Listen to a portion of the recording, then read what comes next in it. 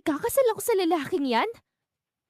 Inis na itinuro ng dalagang si Maui ang binatang si Jovan. Tatay naman! Alam mo kung gaano kadelikadong tao yan si Jovan. Makareact ka naman. Sa tingin mo ba type din kitang pakasalan? Angin naman ng binata at umirap. Parang ako pa nga itong lugi kapag pinakasalan kita eh. Ako ang lugi rito dahil ang hot-hot ko. See? Ang kapal na nga ng mukha niya. Mahangin pa. Inis na sabi ni Maui. Tatay naman! Kahit sinong lalaki tatanggapin ko. Huwag lang yung baliw na Jovan na yan.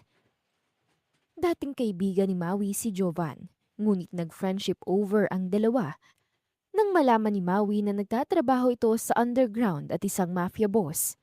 Alam niyang sobrang delikado ito, kaya lumayo siya sa binata. Ayaw niyang mapahamak siya at gano'n na rin ang kanyang pamilya. Maui, pagbigyan mo na si tatay. Si Jovan lang talaga nakikita ko nga alagaan ka. Sabi ng ama ng dalaga. Isa pa anak, nangako naman sa akin si Jovan at ang pamilya niya na hindi kanya hahayaang mapahamak. Tatay, wala na ba talagang iba? Nanlulubong tanong ng dalaga. Kung ayaw mo, edi wag. Tumayo si Jovan. Ang dami naghahabol sa akin. Pwede na lang ako mamili ng isa sa kanila. Napatitig si Maui sa ama at nang makita na malungkot ito, ay napahinga na lamang siya ng malalim. Ang ama na lang niyang natira sa kanya at alam niyang may dahilan ito kaya si Jovan ang napiling ipakasal sa kanya. Opo na po, oo na, mahinahong sabi ni Maui. Pero tatay, kapag hindi kami nagkasundo ni Jovan, sasaksakin ko na lang siya. Salamat anak. Nakangiting sabi ng ama ni Maui. Oo nga pala. Titira kayo sa iisang bahay para magkakilala pa kayo. Napahinga ng malalim si Maui at napatango. Dumako ang tingin ni Maui sa binata at napairap na lang siya nang makitang nakangisi ito. Aalis na tayo. Sabi ng binatang si Jovan. Kailangan pa nating linisan ang magiging bahay natin pansamantala. Kukunin ko lang yung mga gamit ko. Sabi ni Maui. Anak, nakaipake na. Sabat ng ama niya sa kanya. Aalis na lang kayo. Wow halatang hindi kayo excited ah. Sarkastikong sabi ng dalaga sa kanyang ama at sa lalaki. Ngumiti lang ito sa kanya at mahigpit siyang niyakap. Sobrang mahal talaga ng dalaga ang kanyang ama kaya hindi niya ito matatanggihan. Isa pa'y nagkasundo kasi sila ng ama noon na kapag wala pa siyang nagiging asawa sa edad na 30 ay ito nang maghahanap ng asawa para sa kanya. Masyado kasi siyang busy sa kanyang buhay sa pagiging doktora ng dalaga kaya hindi niya na natutukan pa ang love life niya. Aalis na po kami, tay, sabi ni Maui. Tatay, sasaksakin ko talaga si Jovan ah. Hindi ako nagbibiro. Natawa lamang ang kanyang ama at kinawayan sila palabas. Lumabas ng bahay sina Maui at Jovan. Si Jovan ang may dala ng mga gamit ng dalaga at nang makarating sa kotse sumakay na si Maui at hindi na pinansin ng binata. Ano? Inis na tanong ni Maui sa binata nang kumatok ito sa bintana ng kotse. Bakit ka sumakay dyan? Natatawang tanong sa kanya ng binata. Mamamasahe tayo. Bumaba ka nga dyan at baka mapagkamalan ka pang carnapper. Agad namang bumaba si Maui. Bakit hindi mo sinabi agad? Nahampas niya ang balikat ng binata dahil sa hiyang kanyang naramdaman. Pumara ng taxi si Jovan at agad naman silang sumakay. Nagsa-cellphone naman si Maui at hindi pinapansin ng lalaking apuradang daldal sa kanya. Alam mo bang masama ang hindi pakinggan ng kausap? Tumaas lamang ang isang kilay ng dalaga dahil sa sinabi nito sa kanya. Suplada mo. Samantalang dati para kang unggoy na lagi nakakapit sa akin. Dati yun. Mataray na sagot ni Maui sa binata. Wala akong interes na kausapin ka, no? Mukha kang unggoy. Nagsalubong ang kilay ni Jovan. Hinawakan niyang magkabilang balikat ng dalaga at iniharap ito sa kanya. Titigan mo nga mukha ko. Ngayon mo sabihin ko mukha akong unggoy. Seryosong sabi ng binatang si Jovan. Napalunok naman si Maui at napatitig sa mukha nito. Ang totoo ay gwapo at malakas ang dating ng kaibigan. Pero hindi niya pwedeng sabihin yun dahil siguradong magiging mahanging ito.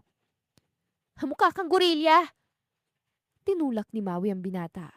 Huwag mo nga akong hawakan. Nakakadiri ka. Nang makarating sa isang compound ay huminto na ang taxi. Nagbayad naman si Jovan bago sila bumaba. Tara na. Aya ni Jovan sa dalaga at naunang maglakad. Sumunod naman si Maui. Bawat taong madadaanan nila ay nakatingin sa kanila. Hindi tuloy maiwasang mapakapit ni Maui sa binata dahil sa takot. Pasimpleng chancing ka. Nakangising sabi ng binata. Nagsalubong tuloy ang kilay ni Maui at malakas na hinampas ang balikat ni Jovan. Puro buto ka na nga, mahangin ka pa. Inis na sabi ng dalaga. Nang makarating sa kanilang tutuluyan ay napangiwi na lamang si Maui dahil sa sobrang dumi ng bahay. Umpisa mo na maglinis. Sabi ni Jovan. Gawain ng babae yan. Baka gusto mong hatawin kita ng walis tambo. Sinamaan ng tingin ni Maui ang binata. Tayong dalawang maglilinis. Maliwanag? Ako na nga nagdala ng gamit mong mabigat. Paglilinisin mo pa ako. Inis na tanong ng binata sa kanya. Hindi na pinansin ni Maui ang binata, bagkus sa itinali na lamang niya ang buhok bago kunin ang dalawang walis tambo na nasa gilid. Ibinalibag niya ang isa kay Jovan. Maglinis ka! Sabi ni Maui. Doon ka sa dalawang kwarto, ako dito sa sala. Napasimangot na dinampot ni Jovan ang walis tambo at pumasok na sa unang kwarto. Nagsimula na ring maglinis si Maui sa sala at napapaubo na lamang siya dahil sa alikabok. Halos 3 oras yata silang naglinis bago sila matapos. Pagod na napaupo ang dalawa sa sofa. Order ka ng pagkain. Utos ni Maui sa binata. Wala tayong stocks kaya hindi ako makakapagluto. Walang salitang kinuha ni Jovan ang cellphone niya at umorder ng pagkain. Maliligo lang ako. Tumayo si Maui. Akin yung unang kwarto Doon ka sa pangalawa. Dapat magkatabi tayo. Sabi ni Jovan. Kailangan nating sanayin na magkatabi tayo. Para kapag kinasal tayo, kalabitan na lang ang magaganap. Kalabitin mong sarili mo. Singhal ni Maui sa binata. Bago pumasok sa kanyang kwarto at dala ang gamit niya, ay inayos muna niya ang mga damit sa kanyang closet bago siya kumuha ng susuotin na tuwalya. Lumabas siya ng kwarto at nagtungo sa CR at nagsimula ng maligo. Nang matapos siyang maligo ay nadatnan niya ang binata sa sala na inihahanda ang pagkain nila. Dahil sa gutom ng dalaga ay lumapit na siya doon at nauna na ngang kumuha ng pagkain. Kikibi tayo dito Sabi ng binata. Naka 1,500 ako. Ibibigay ko mamaya. Sagot ng dalaga habang nakafocus sa kanyang pagkain. Aalis pala ako. May meeting kami mamaya sa underground. Sige lang. Sagot ng dalaga. Nang matapos sa pagkain ay si Maui nang nagligpit. Dahil maliligo na rin kasi si Jovan. Pumasok si Maui sa kanyang kwarto at nagsuklay na rin ang buhok. Napalingon na lamang siya sa pinto ng kanyang kwarto nang bumukas ito. Aalis na ako. Paalam ni Jovan sa kanya. E di umalis ka? Sagot ni Maui. Hindi mo na kailangang magpaalam kung gusto mo nang umalis. Huwag ka nang umuwi Napasimangot si Jovan. Yun lang yun. Wala man lang. Ingat ka mahal kong asawa I love you. Dapat ganun. Napangiwi si Maui. Ingat Jovan na mukhang unggoy. I hate you so much. Umirap lamang ang binata at padabog na sinara ang kanyang pinto. Nainis naman si Maui sa ginawa nito, kaya lumabas siya at hinabol ang binata. Hoy! Singhal niya dito. Nasa labas ng binata. Yes? Nakangising nilingon siya ni Jovan. Ikikiss mo na ako? Tara na. Ngumuso ang binata at pumikit. Inis na hinubad ni Maui ang tsinelas at binalibag sa binata. Tinamaan si Jovan sa nguso na ikinagulat nito. Aray! Masakit Singhal sa kanya nito. Dinampot ni Jovan ang tsinelas at ibinalibag sa bubong ng bahay nila. Bago pa masinghala ni Maui ang binata ay agad na itong nakatakbo pa alis. Napahimas na lamang si Maui sa kanyang sentido. Hindi niya alam kung may patutunguhan ba ang pagsasama nila o mauuwi lamang ito sa wala. Dahil walang magawa ang dalaga sa bahay, ay naisipan na lamang niyang mamili ng stocks nila ni Jovan. Ayaw niya ng puro order. Gusto niya ng lutong bahay at ng luto niya. Nakayukong naglalakad ang dalaga palabas ng compound dahil natatakot siya na makita ang mga kapitbahay nila ni Jovan. Nagtungo siya sa pinakamalapit na supermarket at nagsimula na ring mamili ng pagkain. May trabaho rin kasi siya bukas kaya hindi niya na ito maisisingit pa. 10,457, ma'am. Sabi ng babaeng cashier. Nagbayad naman agad si Maui at agad nang umalis. Bumili muna siya ng 2 box ng pizza bago tuluyang umuwi. May mga nakikita kasi siyang bata sa tapat nila at gusto niya itong bigyan ng pizza. Maui loves kids. Bata! Tawag niya sa isang batang babae. Lumapit naman sa kanya ang batang babae. Bakit po? Para sa inyo. Kain muna kayo bago kayo magpatuloy sa paglalaro. Hala, thank you po! Nakangiting sabi ng batang babae. Ngumiti lang si Maui bago tuluyang pumasok sa loob ng bahay. Nagtungo siya sa kusina at nagsimulang ayusin ang stocks nila. Ang gandang tingnan! Nakangiting sabi ni Maui sa ref at mga cabinet na puno ng stocks. Nang sumapit ang alas 5 ng hapon ay nagsimula ng magluto ng hapunan ng dalaga. Nandito na ako!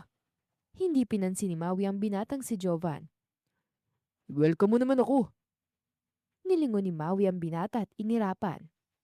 Nag-grocery ako. 10,000 lahat yon at hati tayo doon. 10,000? Bakit naman ang mahal? Grabe ka naman mamalengke. Abay, kasalanan ko bang mataas ang presyo ng mga bilihin? Inis na tanong ni Maui.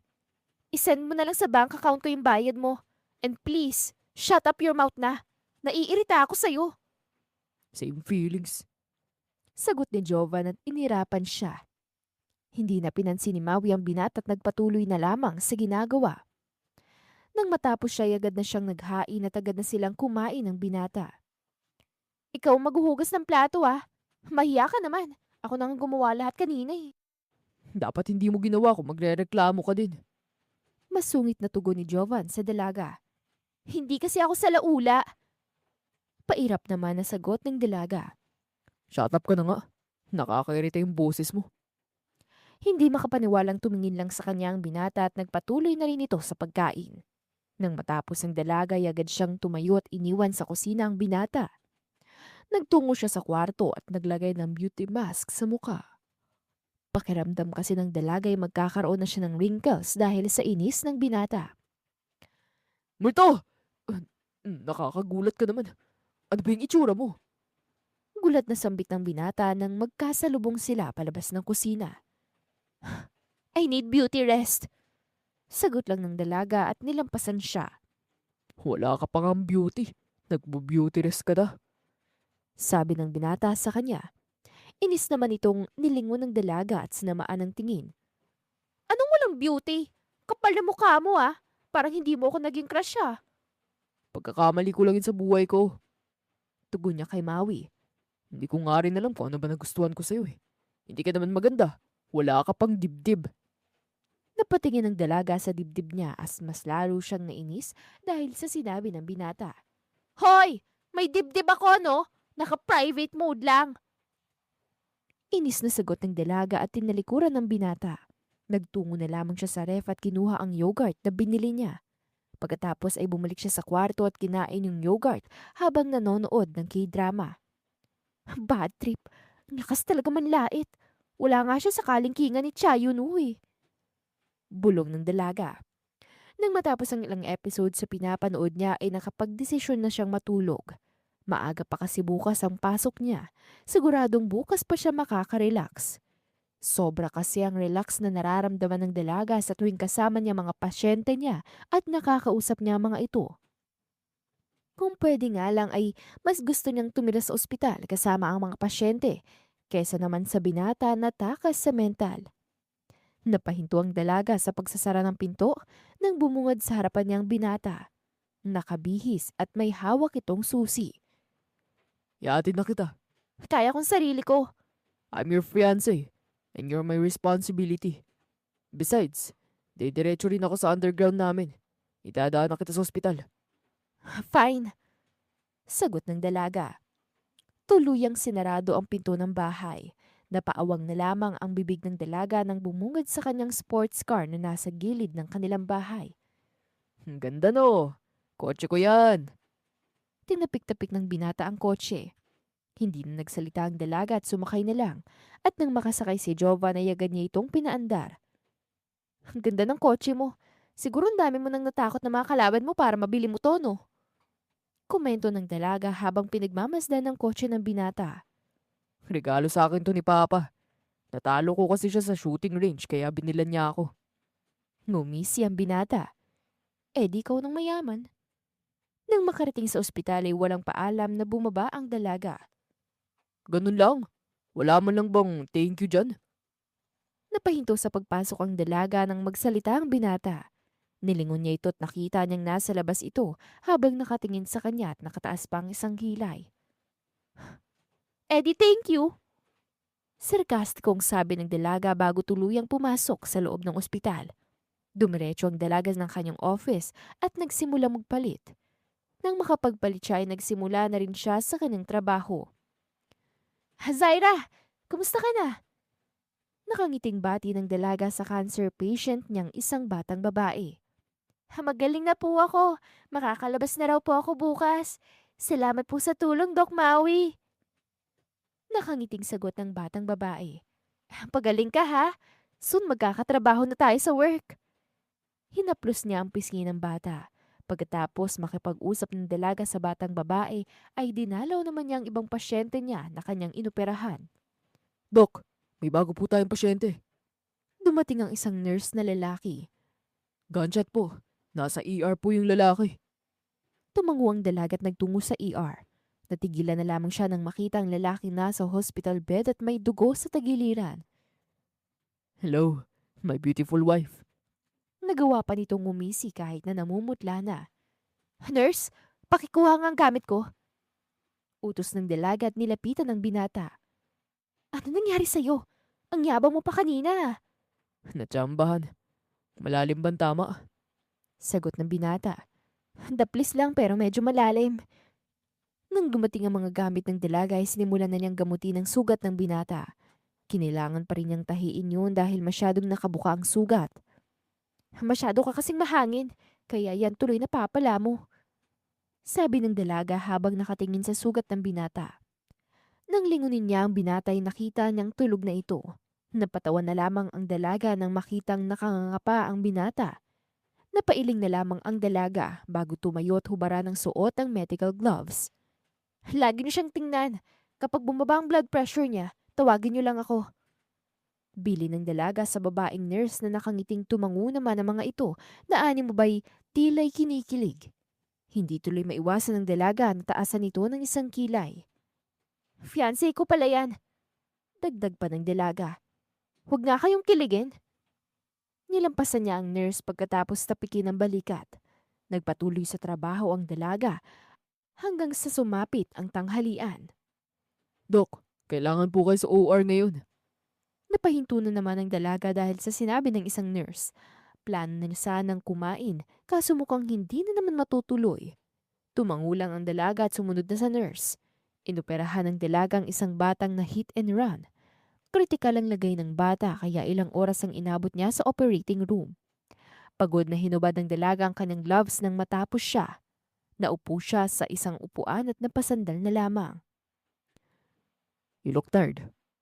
Naidilat ng dalaga ang kanyang mga mata nang marinig ang boses ng binata. Nakita niya sa harapan ng binata. May bitbit itong pagkain at nakatayo ito sa harapan niya na parabang hindi ito nabaril.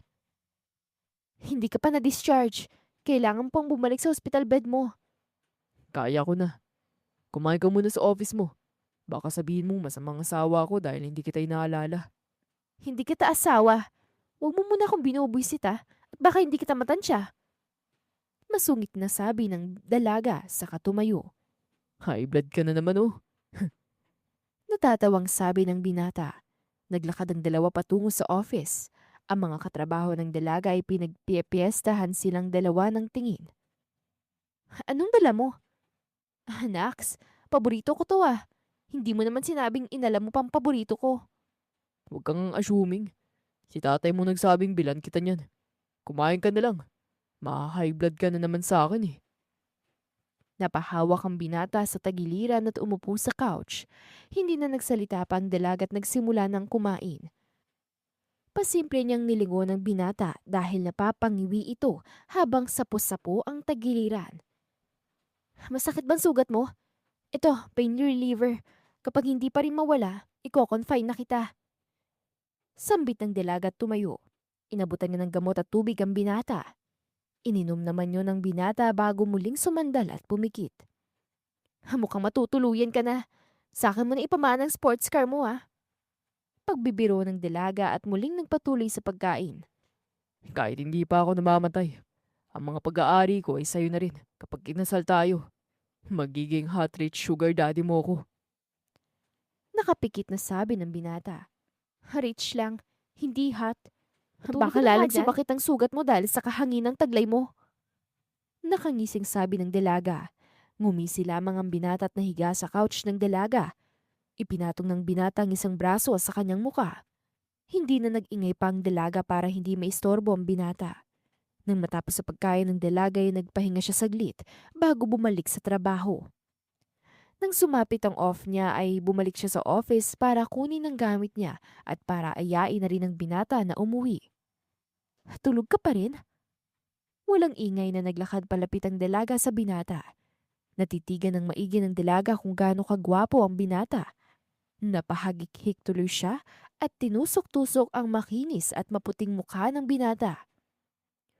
Sabihin mo lang kung gusto mo kong halikan. Nagulat ang dalaga nang hawakan ng binata ang kamay niya. Hinila siya nito palapit sa kanya. Isang dangkal na lamang ang layo ng labi nila sa isa't isa at nang biglang dumilat ang binata ay ngumisi ito sa kanya. Pasimpleng chancing ka.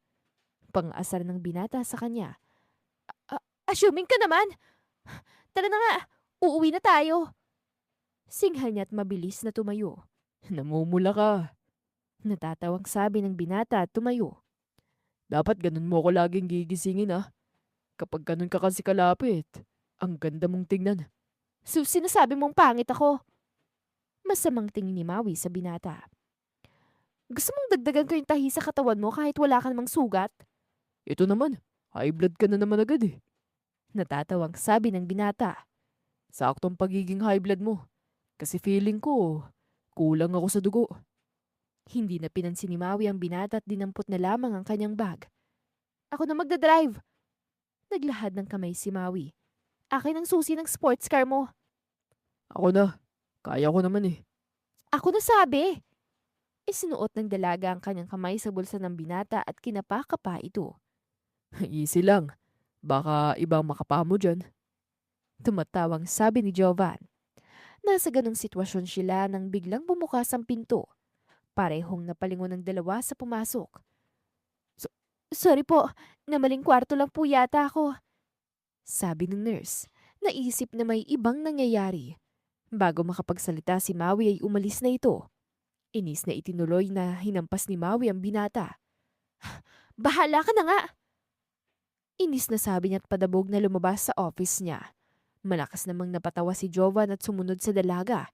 Hindi yata kumpletong araw niya hanggat hindi nakikita ang pikong mukha ng dalaga. Hindi ako makakapasok. Napalingon si Maui sa binatang si Jovan. Nanginginig ito kahit balot na balot ng kumot. May emergency lang ako. O sige, ako na bahala.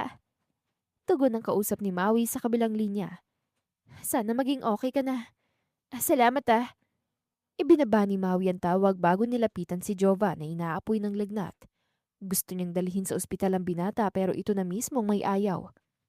Masyado ka bang mahangin para lagnatin? Napahinga siya ng malalim at tinabihan ng binata. Hindi naman na infection ang sugat mo. Hindi rin naman ikaw naulanan. Muntik mo na nga akong ikis kahapon eh. Nangihinang sagot ng binata. Huwag mo akong iinisin ha. Baka patulan kita kahit may sakit ka. Huwag mong isipin sinasamantalahan kita ha.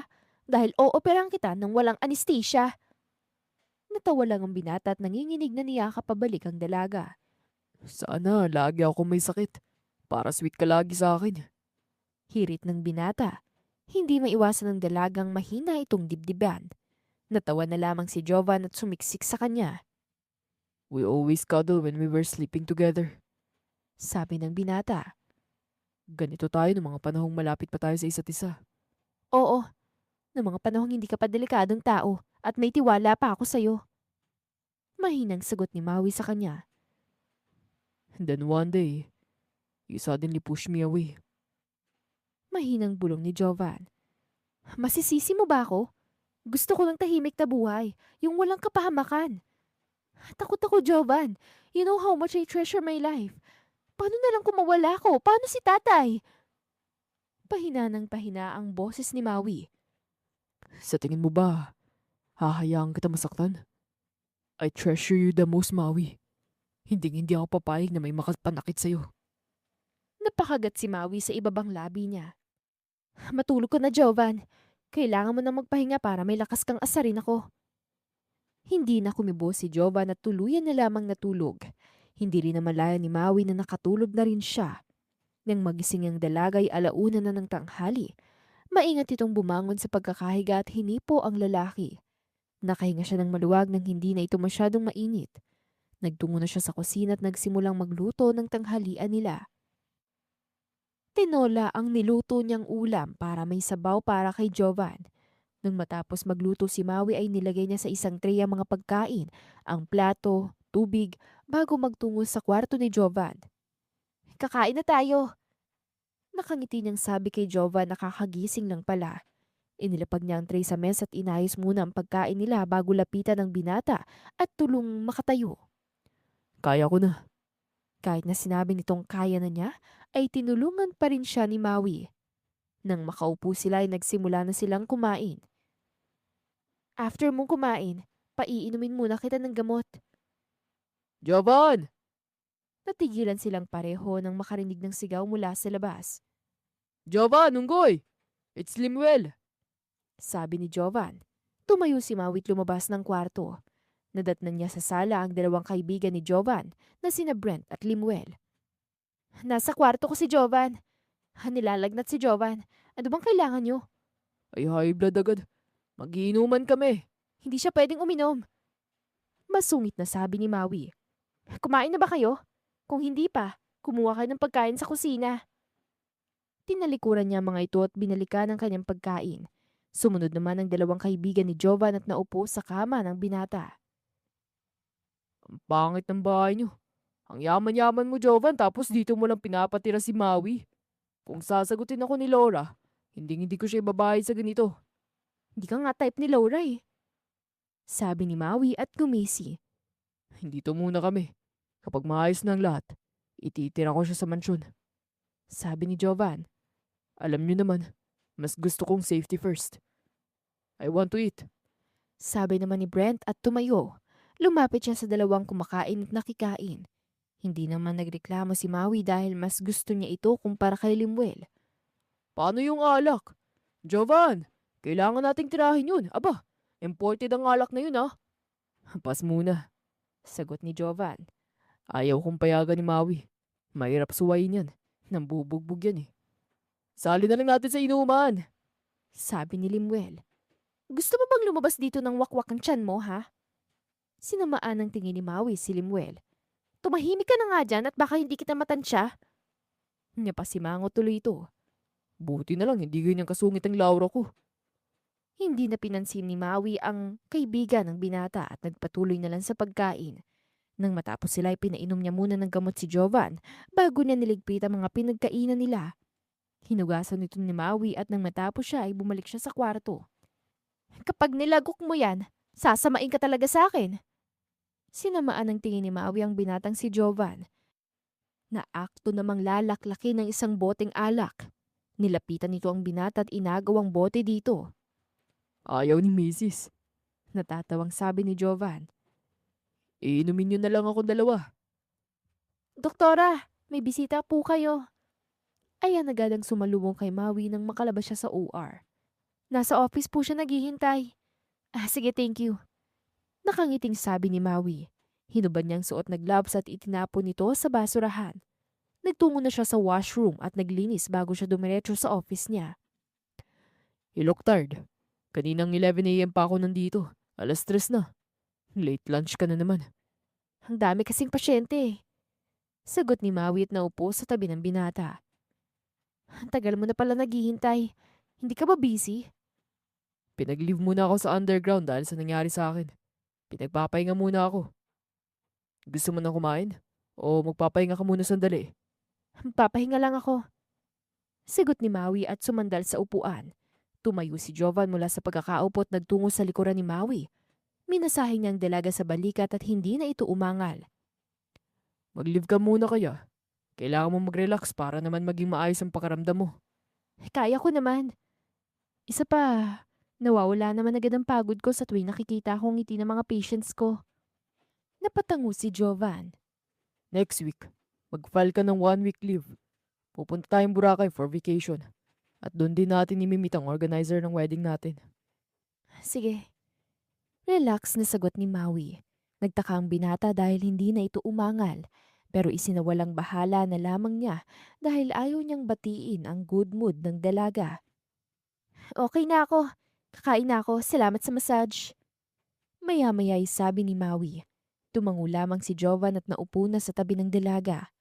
Pinagmasdan niya lamang itong kumain habang pasimpleng napapangiti. Mas okay pala yung hindi tayo nagbabangayan. Ang relaxing sa paligid. Sabi ni Jovan. Ngayon lang to. Kapag sinumpong na naman ang kaabnormalan mo, siguradong magbabangayan na naman tayo bukas.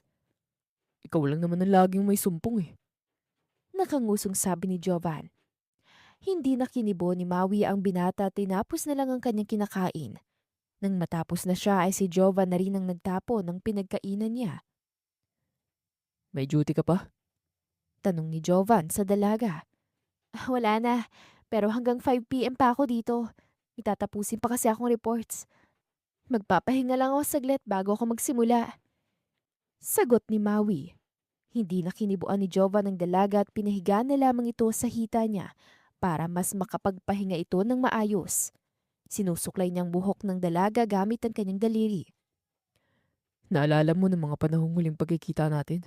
At ang huling araw ng pagkakaibigan natin? Anong araw na yun?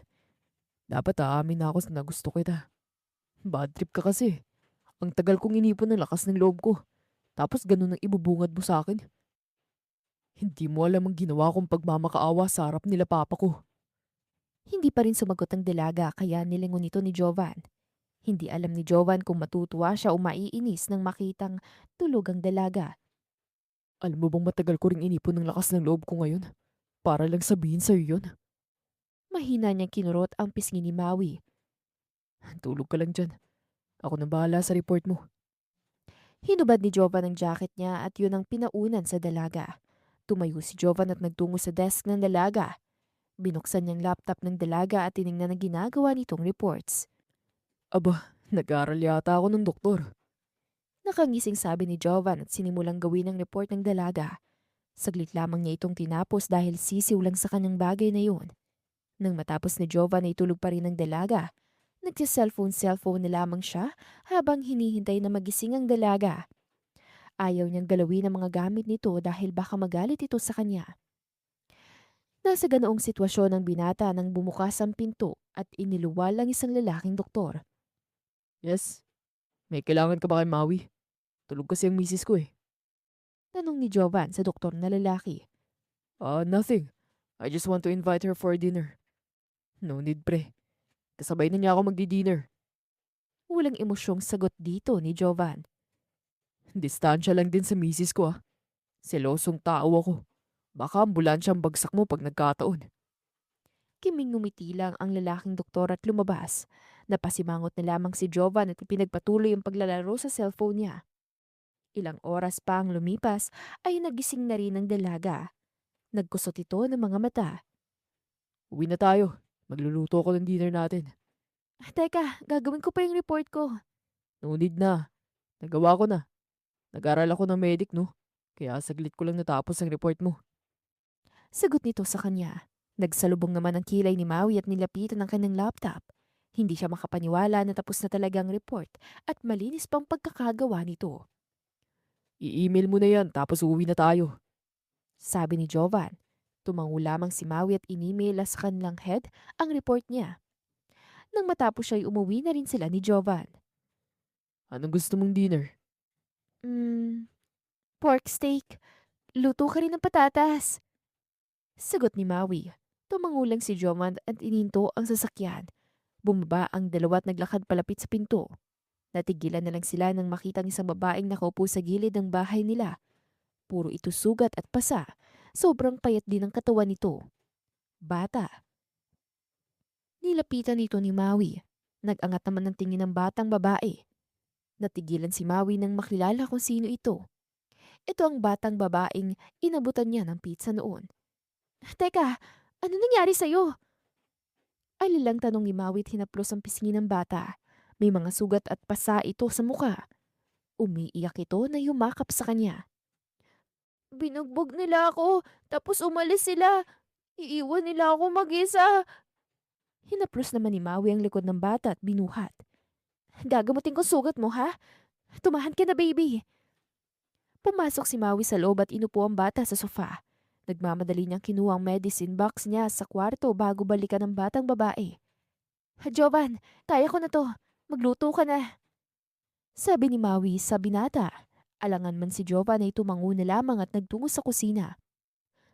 Wala na ang daddy ko at yung stepmom ko. Wala rin ang mami ko kasi iniwan niya na ako. Iniwan nila ako lahat. Pwede ka muna dito. Dito, walang mananakit sa'yo. Aalagaan ka lang namin at mamahalin. Ano pong pangalan niyo? Tanong nito sa kanya. Napangiti si Maui. Maui, ikaw, anong pangalan mo? Princess po. Salamat po, Ate Maui. Ikaw lang po yung tumulong sa akin. Kasi takot sila sa daddy ko. Ngumiti lang si Maui at ipinagpatuloy ang paggagamot sa batang babae. Pagkatapos nitong gamutin ay itinali niyang mahaba na itong buhok para hindi sumayad sa sugat nito sa pisngi. Gutom ka na ba? Halika, baka tapos na magluto si Kuya Jovan mo. Nakangiting tanong ni Maui sa bata. Nagtungo sila sa kusina at dadadan nilang naghahain na si Jovan kaya naupo na sila. Kumain na tayo. Sabi ni Jovan at naupo na rin. Sinandukan ni Maui ang plato ng batang babae. Agad namang kumain si Princess na para bang isang taon siyang hindi pinakain. Dahan-dahan lang. Hindi ka mauubusan. Tsaka baka mabulunan ka. Sabi ni Jovan kay Princess. Ngayon lang po ako nakakain eh. Ikinulong po ako ni tita sa bodega kasi po nasira ko pong damit ng kapatid ko. Pinalo po ako ni papa kaya may sugat ako. Tapos kanina, ibinenta nila yung bahay at iniwan ako. Malas daw po ako. Kaya ayaw po nila sa akin. Huwag mo sabihin yan. Swerte kang bata. Kung ayaw nila sa'yo, kami. Gusto ka namin. Ngumiti si Maui. Ituring mo tong bahay mo na rin. Bukas magsha-shopping tayo ng damit mo. Bibili natin ang lahat ng gusto mo. Hindi lang makakasama sa atin si Ate Maui mo dahil may work siya. Nakangiting sabi naman ni Jovan. Sana po, sana ganyan din sa akin sina mami at daddy ko. Thank you po sa inyong dalawa. Mangiyak-ngiyak na ngumiti ang bata. Nagkatinginan na lamang sina Jovan at Maui bago sila ngumiti sa isa't isa. Sobrang mahilig sa bata ang dalawa, lalo na si Maui. Only child kasi siya kaya gano'n na lamang hilig niya sa mga bata. Ate Maui! Pakaramdam ni Maui ay nawalang pagod niya nang salubungin siya ni Princess. Tumakbo ito palapit sa kanya at niyakap siya sa bewang. Kumusta naman ang araw mo? Tanong ni Maui sa batang babae. Libre po ako ni Kuya Jovan po. Ang dami niya pong binili po para sa akin. Nagbili po kami ng Jollibee at hindi po kami kumain kasi gusto namin sumabay ka. Buti na lang pala't half day lang ako kasi baka malipasan ka ng gutom. Okay lang po. Gusto ko po kayo kasabay kumain eh. Para po kasing mami at daddy ko kayo kapag kasabay ko kayo. Sagot ni Princess. Napangiti si Maui at binuhat ang batang babae. Kung ganon, lagi na tayong sabay-sabay kakain. Yay! Masayang sabi ni Princess. Pumasok ng tatlo sa loob at dumiretso sa kusina. Inayos muna ni Jovan ang pagkain nila bago magsimulang kumain. Princess, next year ay papasok ka na. Ipapasok ka namin sa school. Kailangan mong mag-aral para naman gumanda ang buhay mo at maabot mo ang dreams mo. Kaso po, kinukuha ako ng mga tao sa inyo. Malungkot na sagot ni Princess. Mga tao? Mga angka ng mami niya. Don't worry. I will handle them. Sagot ni Jovan. Tumango si Maui. Salamat. Anything for you. Sagot ni Jovan at ngumisi. Nang matapos silang kumain ay nagpalit muna si Maui ng damit bago sila magtungo na tatlo sa sala at manood ng movie. Ate, kuya, mag-asawa po ba kayo? Malapit na. Patay na patay sa akin si Maui kaya nililigawan ko. Maway naman ako kaya inalok ko na ng kasal na gusto niya. Ang kapal mo naman. Hinampas ni Maui ang binata. Ikaw kaya itong lumapit kay tatay para sabihin na ikaw ang ipakasal sa akin. Huwag kang mag-deny, Jovan ha. Sinabi sa akin ni tatay yun. Oo na. Napasimangot si Jovan. Bakit kasi masyado kang pa-fall? Don't tell me na nafo-fall ka sa akin kaya gusto mo akong pakasalan. Pangaasar ni Maui sa lalaki. Paano kung oo? Natigilan si Maui nang seryosong tumingin sa kanya si Jovan. Walang bakas ng biro sa tinig nito. Paano kung mahal kita? Kaya gusto kitang pakasalan. Handa mo na bang suklian ang nararamdaman ko? Nagtinginan ng dalawa at walang nagsalita. Ilang sandali lamang ay si Maui nang umiwas ng tingin. Princess, ang ganda ng movie no? Alam mo, kamukha mo si Barbie. Ang hilig mo talagang tumakas sa seryosong pag-uusap. Huwag mo nang iisipin ng sinabi ko. I-open na lang natin ulit kapag ready ka na sa sasagot mo. Natawa si Jovan. Hindi kumibo si Maui at na kay Princess na lamang ang kanyang atensyon. Hindi niya alam kung anong isasagot sa binata dahil maski siya ay naguguluhan sa kanyang nararamdaman. Ilang sandali lang ay nakatulog si Maui at Princess. Napangiti na lamang si Jovan habang nakatingin sa dalawang babae sa buhay niya. Magkayakap ang mga ito. Ang cute mo naman. Nakangiting sabi ni Jovan. Tumayo siya at kumuha ng unan sa kwarto. Inilapag niya ito sa sofa bago ayusin ang pagkakahiga ng dalawa. Attorney, kamusta ang legal adoption paper na pinapaayos ko? Bungad ni Jovan sa kabilang linya. Malapit na matapos. Sasakto ito sa surprise proposal mo para kay Maui. Sagot ni attorney. Mas lalong lumawak ang ngiti ni Jovan. Sige, maraming salamat attorney. Ibinaba ni Jovan ang tawag at pinagpasyahan na lamang na magtungo sa kusina para ipagluto ang kanyang ina ng banana cake. Nang matapos si Jovan ay nagtimpla rin siya ng iced choco drink. Saktong natapos ang binata at pumasok ng dalawang babae sa kusina. Mukhang kagigising lang ng mga ito. Nagluto ako. Banana cake para sa dalawang magandang dilag na bumubuo ng buhay ko. Manahimik ka nga. Masungit na sabi ni Maui at kinandong ang bata.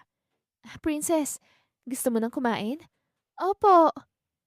Saktong sagot ng batang babae. Tumango lamang si Maui at sinimulang hinati ang banana cake.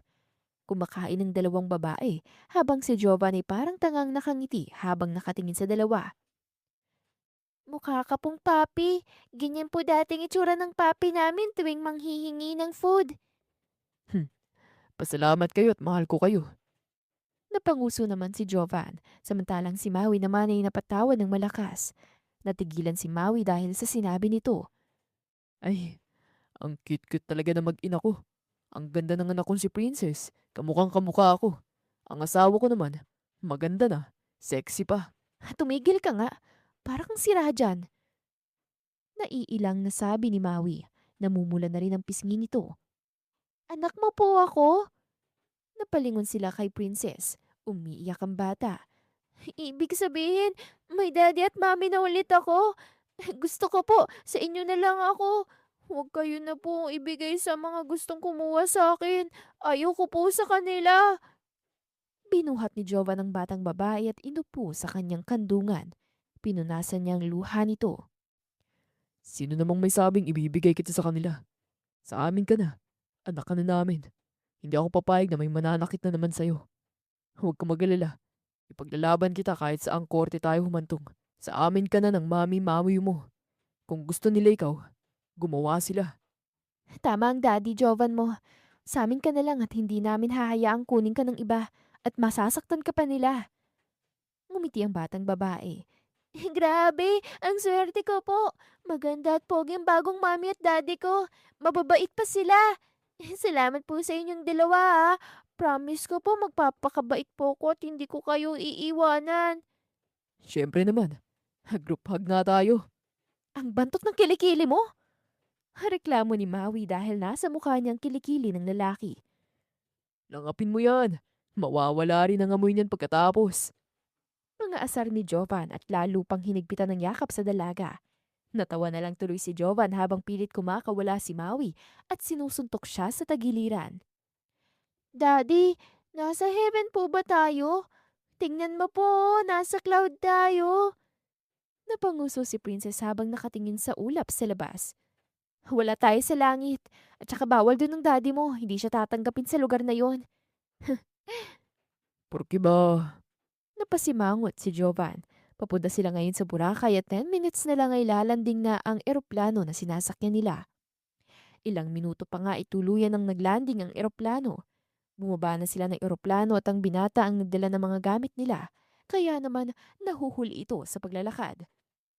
Hoy, hintayin niyo naman ako. Bahala kayo. Kapag naligaw kayo, hindi niyo na makikita ang kagwapuhan ko. Nakasimangot na sabi ni Jovan.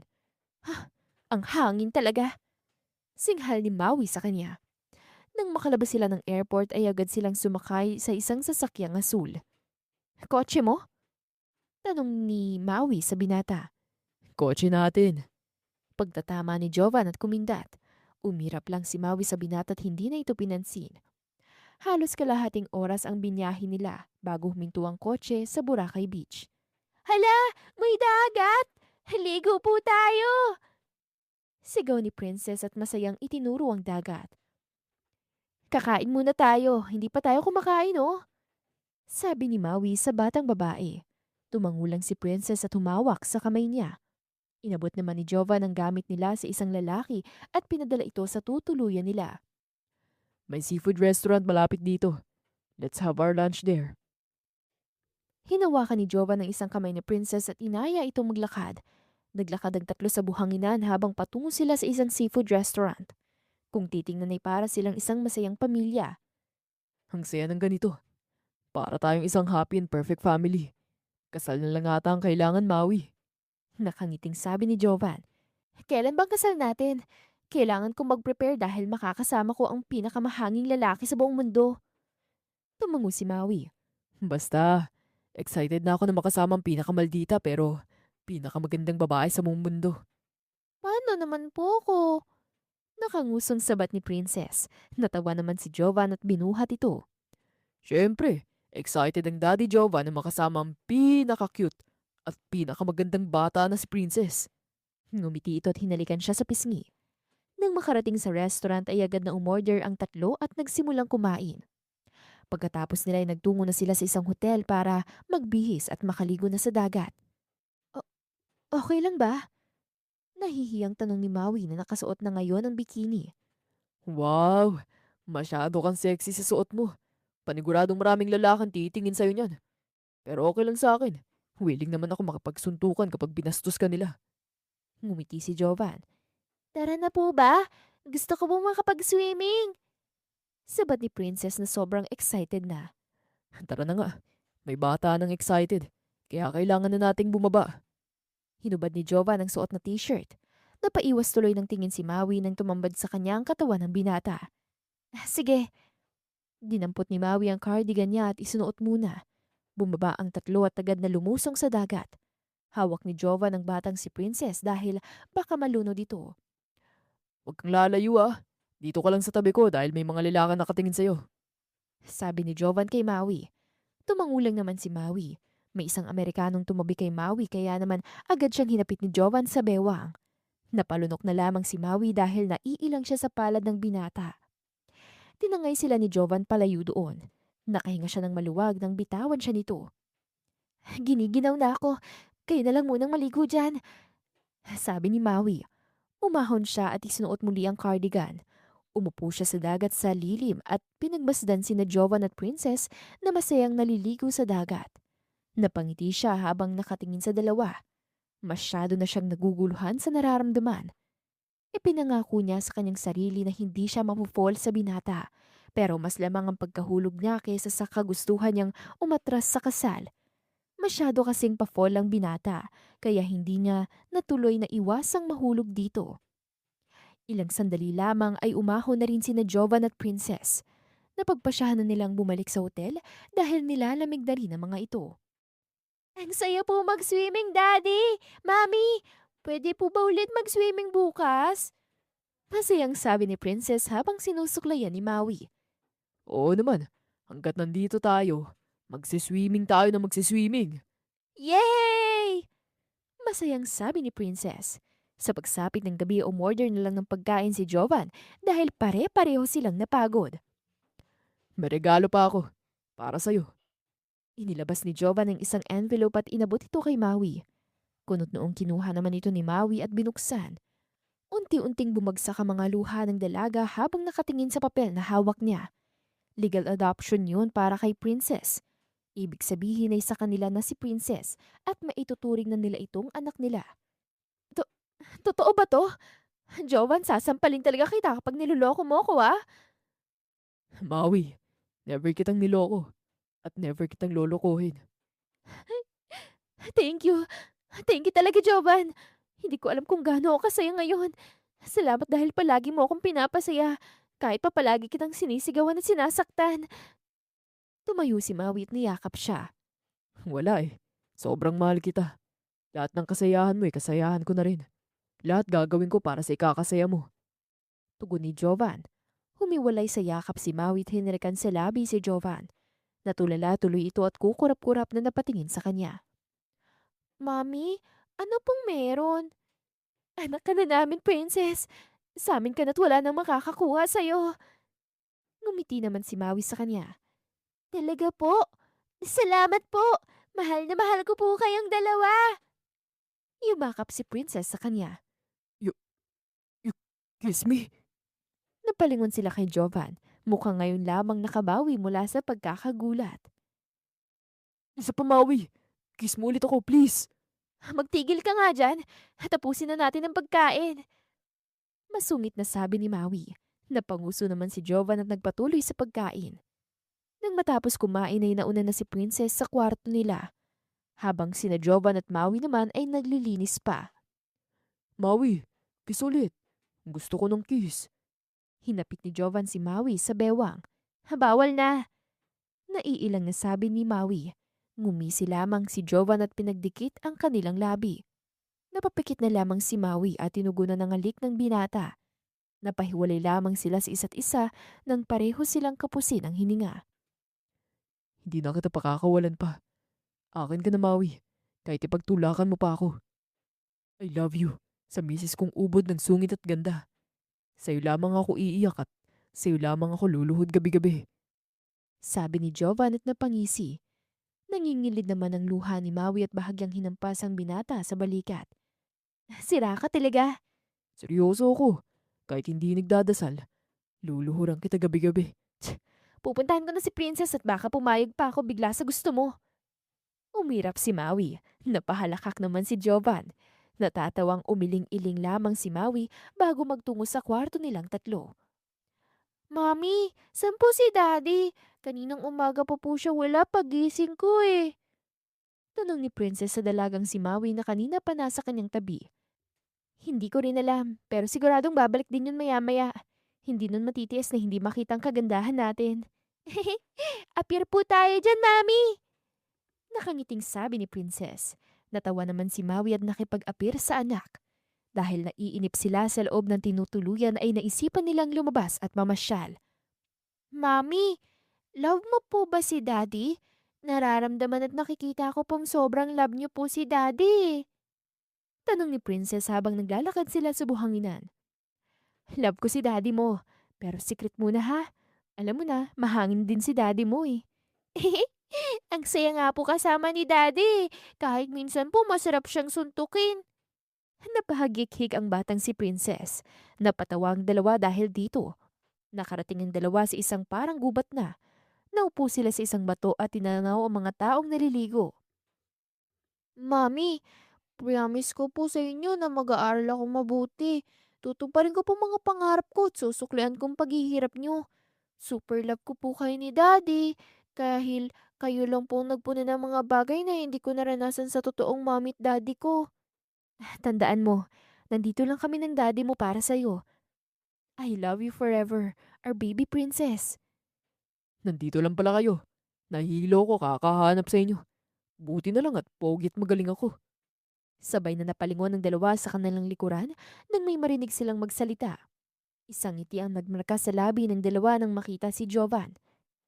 Mami, humahangin na naman po si Daddy, oh. Ano naman ang kahanginan niya, Mr. Jovan Fuentes?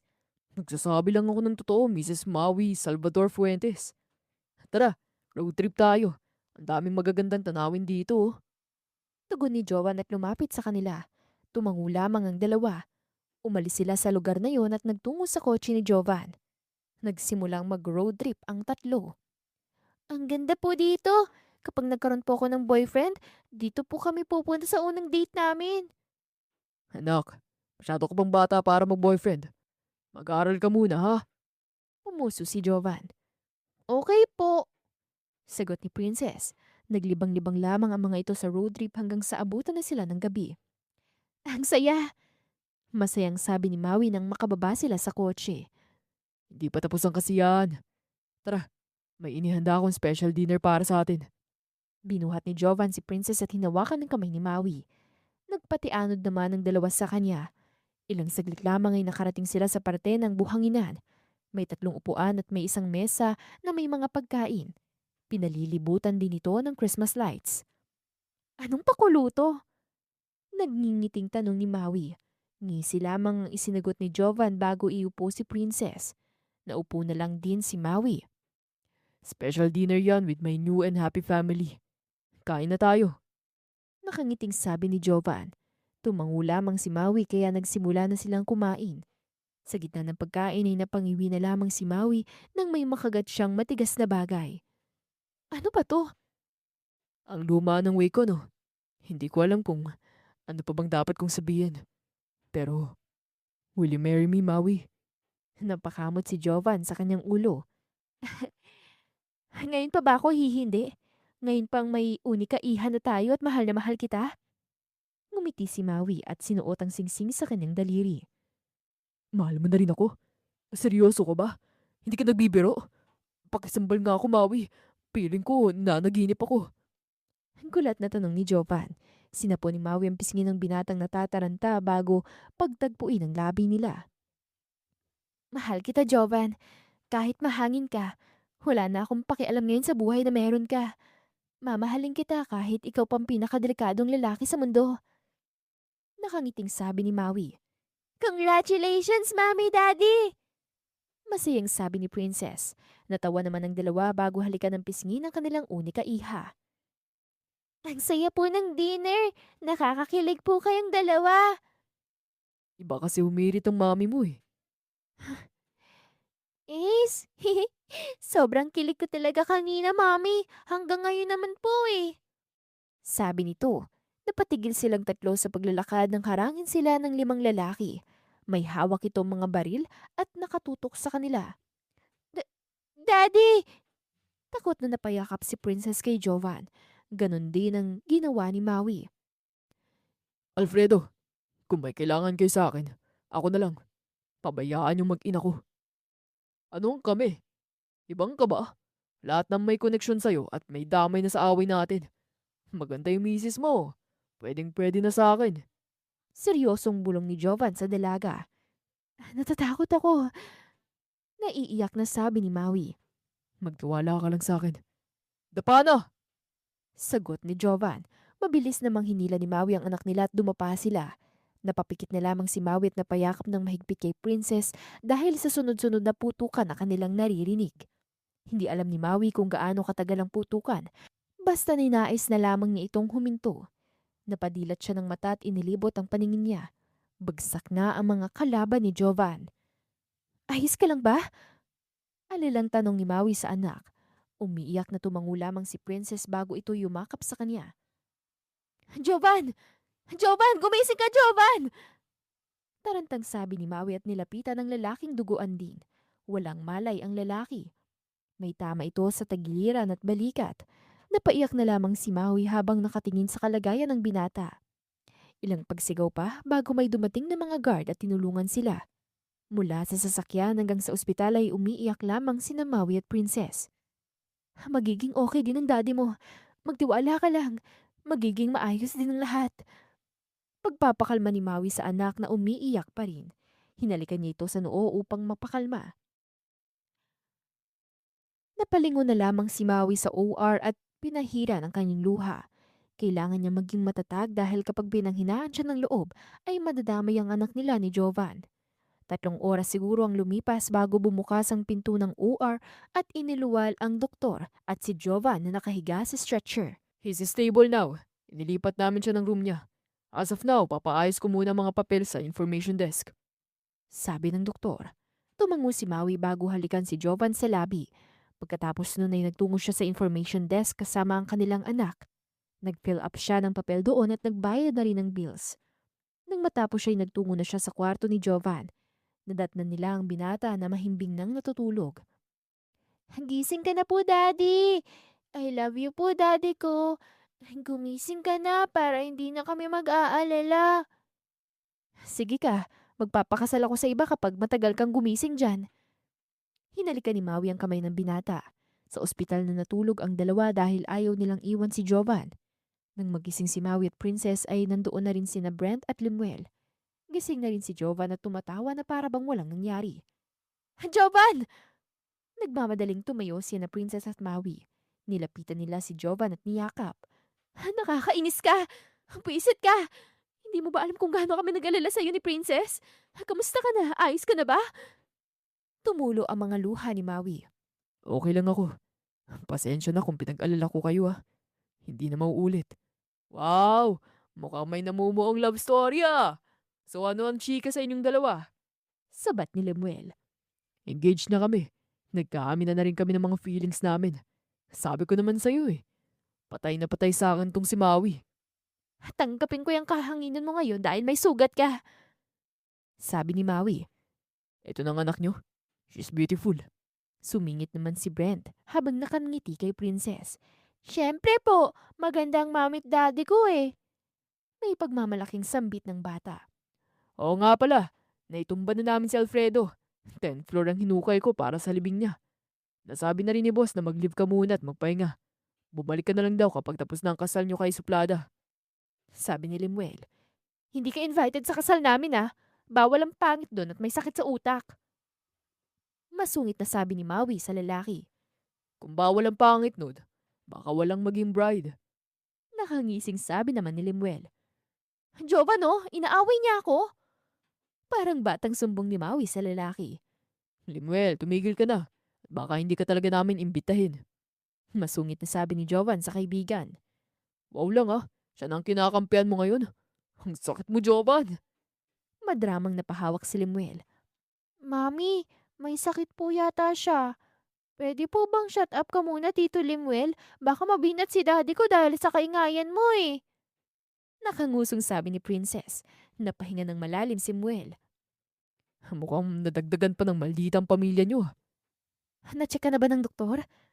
Malambing na tanong ni Maui sa binata. Wala naman daw problema. I'm totally fine. Masamang damo kaya ako. Tumango si Jovan at hinaplos ang likod niya. Baliw. Natawa na lang si Maui at pinisil ang ilong ng binata. Nasa ganun silang sitwasyon nang bumukas ang pinto at inilwa ang tatay ni Maui.